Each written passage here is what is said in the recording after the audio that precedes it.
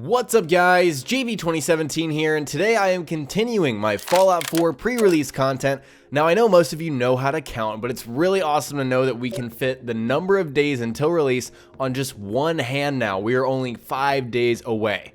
Just a quick reminder guys, this is your #1 hub for Fallout 4 content here on YouTube, so make sure to subscribe if you haven't already, and stay tuned on my channel now and when the game comes out on November 10th. Today our focus is on companions and everything we know about them so far. We'll talk about the purpose of companions, some confirmed followers that we already know about, and perks related to companions in the perk chart. I tried my best to compile as much info on companions as possible, but there's been a lot of leaked information lately. I haven't looked absolutely everywhere because honestly I don't want to spoil the game for myself. So if I miss something leaked that relates to companions that's not like story spoilery, feel free to add it in the comment section below.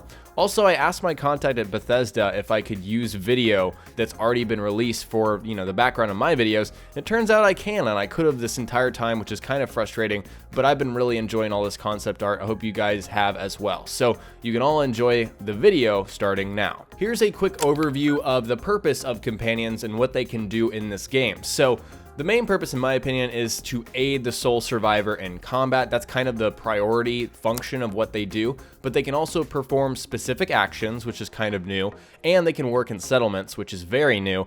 Also, Bethesda added this kind of a loyalty system. We'll talk about that. So again, primary function is to survive alongside the player to help them in combat. In my opinion, that's the primary function, but they've added these expanded command functions. You can actually tell your companions where to go. That's kind of the primary function. There's some awesome functions with Dogmeat we're about to talk about. I don't know if those apply to every companion. They may apply, but there's a lot more things that you can tell your companion to do. We don't have specifics, but we do know there's more actual command functions. And you can put them to work in settlements, very similar to Fallout Shelter. They added Piper, for example, at a certain point to the Fallout Shelter app. And of course, in Fallout Shelter, you assign people into rooms, into jobs, and you can do something similar like that in the actual game with settlements. So you can put your companions to work in settlements, and they'll probably give you some really nice bonus in that settlement if I had to guess. Also, some additional side notes. First is that your companions can carry gear for you like they could in the past. They have their own inventory. They can also provide special perks if they like you enough. And this is tied to the loyalty system, which I've heard through leaked information is kind of like Dragon Age. You do certain things, you say certain things, and your companion will judge you. They will say, I like that, or I don't like that. So for example, Preston Garvey seems like a good character. If you're evil, Preston's probably not going to have a high loyalty with you. That's just an example. We don't know what Preston will be just yet. You can only have one companion at a time in Fallout 4. I believe in New Vegas you could have 2 or something like that. You can only have 1 here. And then also, your human companions can be romance. They add that into the game. That's probably also tied to loyalty a little bit if I had to guess. And I was at QuakeCon when they actually announced this. I was in the crowd. I watched beautiful Todd Howard's face say, you can romance human companions and no bestiality. So you can't romance Dogmeat. Sorry for you certain people out there. Now, we know there are 4 confirmed companions in Fallout 4. There's Codsworth, who is a Mr. Handy. There's Dogmeat the dog. There's Preston Garvey, who's a leader of a certain faction, the Minutemen, and also there's Piper, who is kind of a journalist chick kind of girl. So there's also some other possible companions that have leaked, but I'm not going to speculate on those because they're kind of spoilery, and I honestly don't want to know. I want to find out for myself, which should be very cool. So let's talk about Codsworth first. So Codsworth is a robot butler, Mr. Handy kind of machine. And he's a robot, of course, and he was there before the Great War with your sole survivor. So you knew him before the Great War, and Codsworth survived somehow and actually roamed around Sanctuary Hills, the initial area in Fallout 4, just outside of the vault, for 200 years. And in terms of combat, what Codsworth can do for us, he's got I read up on Mr. Handy's, they have flamethrowers and buzzsaws. So that's probably going to be what Codsworth can do. If I had to guess, Codsworth can't use a gun. He's a robot. Maybe you can enhance Codsworth with Robotics Expert. That would be very cool, but that's kind of what Codsworth has at his disposal. Let's talk about Dogmeat a little bit more. He's a dog that you meet, get it? At Red Rocket, which is a kind of a truck stop that's close to Vault 111, very, very close. I've seen official maps, but again, I can't show that stuff. We know how that turns out, but anyways, he's close to Red Rocket.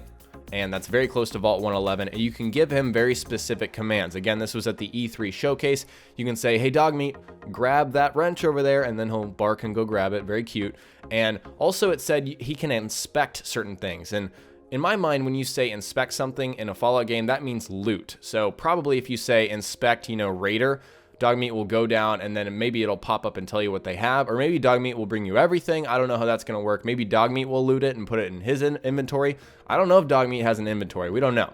So in terms of combat, Dogmeat can bite people and kind of distract them, and there's a specific perk tied to Dogmeat called Attack Dog that I'm about to talk about in a minute here. One final note, a lot of people think there's going to be customization options in terms of changing Dogmeat's breed or giving a bandana. I've seen a screenshot of Dogmeat with a bandana on, so we're going to have some options there like we would with any other companion. The next person you would meet is Preston Garvey, and he's the leader of the Commonwealth Minutemen, which is a faction in the game. We kind of believe these are the good guys, but we're not exactly sure. Garvey could be a cannibal, we don't know, but on the surface it seems they're good, and he actually gives you one of the earliest quests in the game, which is to kill these raiders that are kind of attacking them and have dwindled their numbers, and you're going to use power armor in that quest. So again, we've seen this footage, and Garvey kind of introduces you to the laser musket, which is a cool new energy-based weapon. We don't know if that's Garvey's specialty, or maybe he'll give us a special perk that relates to energy weapons. That would be very cool, but at this point we don't know. We don't know a lot about Garvey's background. We'll learn a lot about it in the early game. The final confirmed companion is Piper, and she is the newspaper journalist writer for Public Occurrences, which is a hard look at the truth, which is not like a lot of publications these days. Anyways, so Piper is kind of snarky. We've seen her briefly in kind of the Vault Fallout Shelter kind of little trailer on Bethesda's channel. That's what I'm showing you guys now. So she also talks about a quest. She introduces you to a quest where she has an idea for an article that the sole survivor would be perfect for. So we don't know what that is, but she does lead into a quest, and she can be a companion, and we don't know what kind of weapon she would use. Maybe she, kills people with the truth with her newspapers. I don't know. That's really sarcastic, but we know we can equip most weapons with our companions, so I'm sure that's going to be the case with Piper as well. Moving on to perks, there are some specific perks that we know about that are in the chart that relate to companion bonuses, and they're all in charisma. We'll talk about those. And also we know that there are special companion specific perks that you're only getting when you have that companion with you. Those are complete mystery at this point, but an example was from New Vegas. We had Boone. You guys remember Boone at Novak? And if you got Boone with you, you had Spotter, and that was a perk that would kind of highlight enemies for you. Actually, really useful perk. So hopefully our companion specific perks will be very special and very good. The first perk related to companions, or I guess not, is Lone Wanderer. That's 3 charisma. This is actually the exact opposite. You get specific bonuses for not using a companion. So if you don't like this video in terms of using companions, then you can take this. It's perfectly understandable for certain builds. The next one is Attack Dog, which is very specific. It's charisma 4, and it's your faithful canine companion, can hold an enemy, giving you a greater chance to hit them in VATS. Sounds pretty useful to me. Pretty low charisma take there. And also rank 2 gives you a chance to, or gives Dogmeat a chance to cripple the enemy, which is useful. And then rank 3 is a chance to bleed, which sounds like a damage over time kind of function there. So Attack Dog will be probably really good if you're kind of a dog owner, dog, man's best friend kind of character. The final companion related perk is charisma, way up at or down at charisma 8, depends on how you look at it. The description is because you lead by example, your companion does more damage in combat and cannot hurt you. So that's kind of nice. I guess companions otherwise can hurt you, and at rank 2, your companion resists more damage and can't be harmed by your attacks. So there's some back and forth kind of there. You can damage your companion, they can damage you.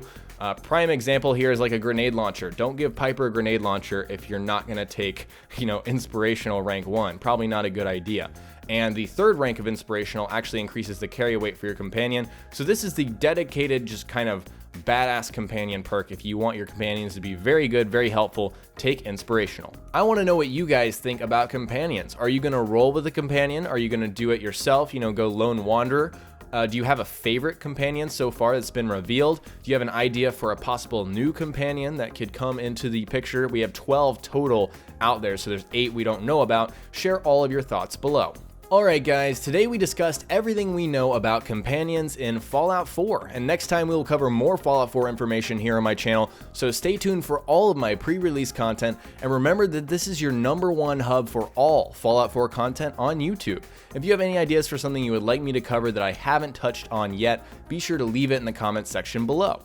If you learned something new, remember to hit that like button, I'd really appreciate it, and don't forget to subscribe if you haven't already for more pre-release content, and of course, a ton of videos when the game comes out on November 10th. Talk to you guys next time. Peace.